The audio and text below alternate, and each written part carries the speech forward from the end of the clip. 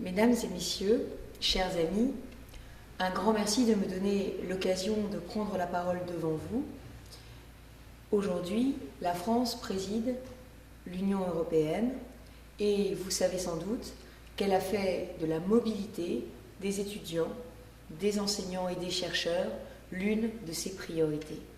Cette mobilité, il faut la renforcer parce qu'elle est source de richesse, elle est source d'échanges et surtout parce que grâce à la mobilité, nous allons créer un véritable espace européen de la connaissance qui naîtra de ces parcours de tous nos étudiants et nos chercheurs à travers l'Europe. C'est aussi à travers cette mobilité que nous parviendrons à terme à créer cette identité européenne, ce sentiment de citoyenneté européenne qu'il faut évidemment que nous donnions à tous nos jeunes. Alors la mobilité, c'est apprendre à se connaître, c'est apprendre à voyager.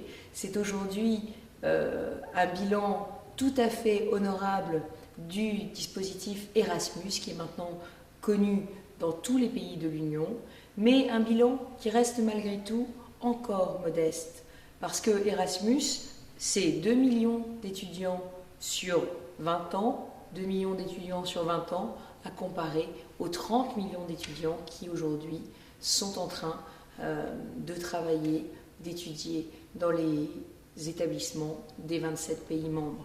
Donc il faut faire plus, il faut faire mieux. Faire plus, c'est d'abord afficher une priorité politique, la mobilité comme priorité politique, au plan national comme au plan européen. Au plan national, la France a décidé de faire plus. Elle autorise, comme vous le savez, aux jeunes étudiants qui partent en programme Erasmus d'emporter leur bourse d'études à l'étranger et nous allons doubler le nombre de bourses supplémentaires, bourses de mobilité, qui désormais toucheront 30 000 étudiants sous conditions de ressources, donc les étudiants les plus modestes, et leur donneront 400 € par mois en plus de leur bourse sur critères sociaux.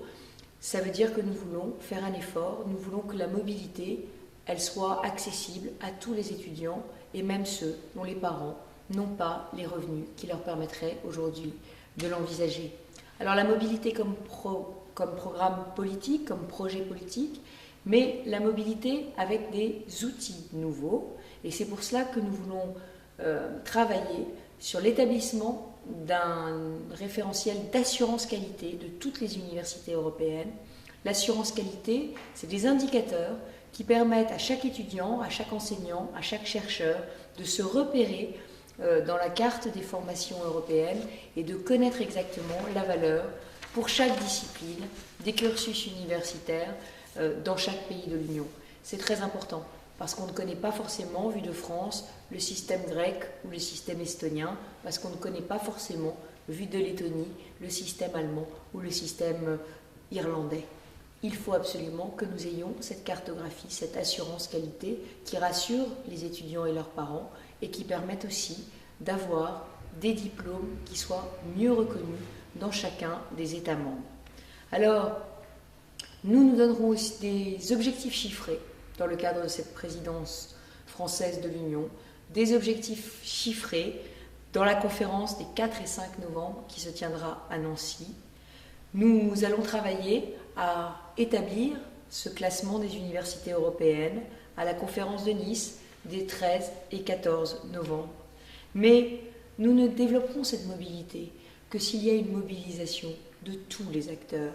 Et les acteurs, c'est les États membres, les institutions de l'Union européenne, mais c'est aussi les établissements d'enseignement supérieur, c'est aussi les syndicats d'étudiants, et vous en êtes, et c'est aussi l'ensemble de la communauté enseignante.